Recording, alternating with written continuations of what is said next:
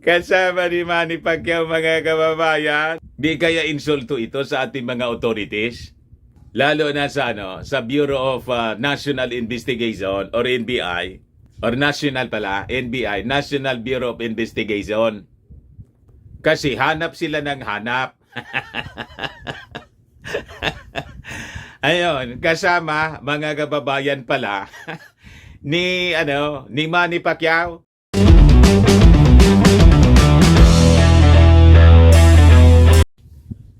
Talo mga kababayan ni Pacman yung mga taga National Bureau of Investigation.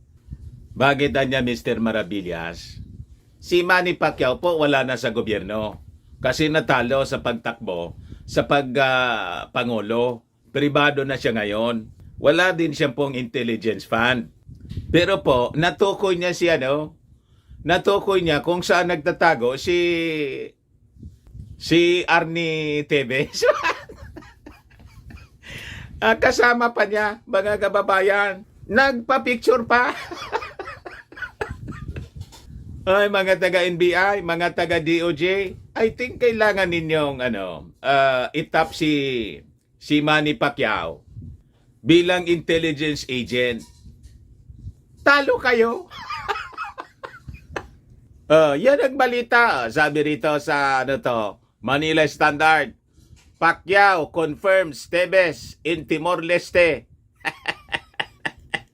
Nasa Timor-Leste niya si Arnie Tevez. Tagal na pinaganap ng ating mga authorities na punong-puno ng intelligence funds.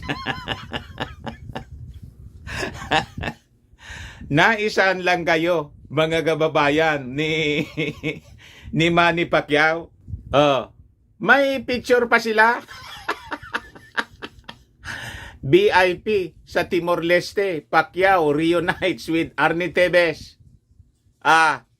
Mga taga-NBI, saan kayo niyan, Wala kayong binatbat kay Manny? But before ko mga kababayan ibigay sa inyo ang kwento, click subscribe mo na dito sa ating YouTube channel and hit the notification bell para lagi po kayong updated sa mga kaganapan dito sa ating bansa. Huwag na rin po ninyo na-escape yung ating mga commercial ads para tuloy-tuloy lang ang pag-unlad ng Bagong Pilipinas, the land of fear. Ayan mga kababayan ang balita. Former Negros Oriental Representative Arnolfo Arnie Tevez Jr. is confirmed to be in Timor-Leste with viral videos showing him together with former Senator Manny Pacquiao. What? Kasama ni Manny Pacquiao, mga kababayan. Di kaya insulto ito sa ating mga authorities? Lalo na sa Bureau of National Investigation or NBI or National pala, NBI, National Bureau of Investigation. Kasi hanap sila ng hanap. Ayun, kasama mga kababayan pala ni Manny Pacquiao. So, sabi rito sa balita, video clip circulating online showed Tevez wearing a white collared shirt and sunglasses chatting with Pacquiao. Baka naman po matagal na to. I-verify muna po ninyo. Baka ginagamit ito mga kababayan na propaganda ni Arnie Tevez para ipaya yung ating gobyerno. Pero anya Mr. Maravillas, parang authentic siya. Kasi narinig niya namin sa balita na na-invite ng leader mismo ng Timor-Leste, ni Gusmao. Ganun ba? Ito nga, sabi rito sa balita, the boxing champs camp said he was invited as a guest of honor in Timor-Leste's Independence Day celebration by President Jose Ramos Horta and Prime Minister kay Rala Sana Gusmao. Si Horta pala yung presidente. Ang Prime Minister, si Gusmao. Ito yung mga dating revolutionary, mga kababayan na nakipaglaban sa Indonesia. Parte siya ng dati, yung Timor-Leste ng Indonesia, nag-declare ng independence po.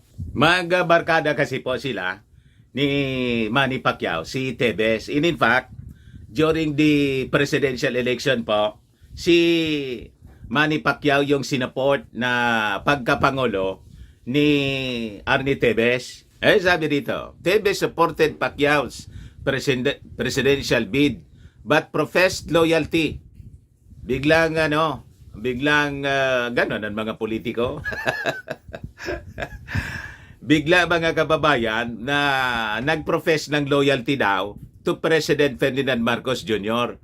after the 2022 election. Kasi siyempre panalo na. Diba? Tagged as a terrorist by the Anti-Terrorism Council, Tevez is facing multiple murder charges over the killing of former Negros Oriental Governor Roel Digamo and other individuals. Sabi po ng DOJ spokesperson na si Maiko Clavano that the video niya of Tevez with Pacquiao confirms the former's lawmaker presence in Timor-Leste. Sa bagay, matagal na po mga kababayan na sinasabi ng NBI at saka ng DOJ na namomonitor niya namin yung movement. Several months ago po, yun ang statement mismo ni Secretary Remulla. Alam namin niya kung saan at na may mga report sa amin na monitor namin na nasa East Timor si Tevez. Doon nagtatago. O ngayon mga kababayan, itong video ito just confirm the presence of Tevez doon po sa East Timor nga po siya. So sabi rito, alam naman natin na andoon talaga sa Timor-Leste. Ngayon, without a doubt, Clavano said, at nakakuha na rin kami ng statement galing sa kampo ni former Senator Manny Pacquiao na ito ay isang chance encounter lamang po at hindi naman sinasadya na magkita sila doon sa mismong airport. Siyempre po, hindi man naaminin ni di-distansya na rin po si Manny Pacquiao. Sasabihin niya na hindi siya nakaiwas. Chance encounter niya yun. Pero magbarkada sila, sinuport nga siya, mga kababayan. Tevez sought political asylum in Timor-Leste but his application was denied. Ayan po mga kababayan ang breaking news. Kausap po mga kababayan ni Manny Pacquiao si Arnie Tevez. With this confirmation, ano na yung gagawin ninyo? Alam nga naman niya Mr. Maravillas, walang gagawin yung ating mga authorities, yung National Bureau of Investigation. Siyempre naman po. Bala na kayo. Alams na. Di ba? Yan man lang po, mga kababayan, ang ating balita. Baga lang gusto ninyo itong itry. Firmax Firming and Lifting Cream, pinapahid po sa mga pulses and affected area. Mainam po sa paninigas na mga kaso-kasuan. Ito naman po, Automax Radiant Serum. Sa mukha naman yung application, anti-aging po siya. You will look 10 years younger than your age. Sa mga cancer patients naman po, baka lang gusto ninyo itong itry. Neng siya Red Mix Fruit Drink. Hindi man po siya gamot, food supplement siya. Kaya lang, gawa ito mga kababayan sa goji berry. Yung goji berry may anti-cancer properties. Ayos? O yung mga inquiries ninyo, dumiritso na lang kayo sa aming messenger sa Facebook para masagot namin agad. Ako po si Dante Maravillas. Bye-bye po. God bless.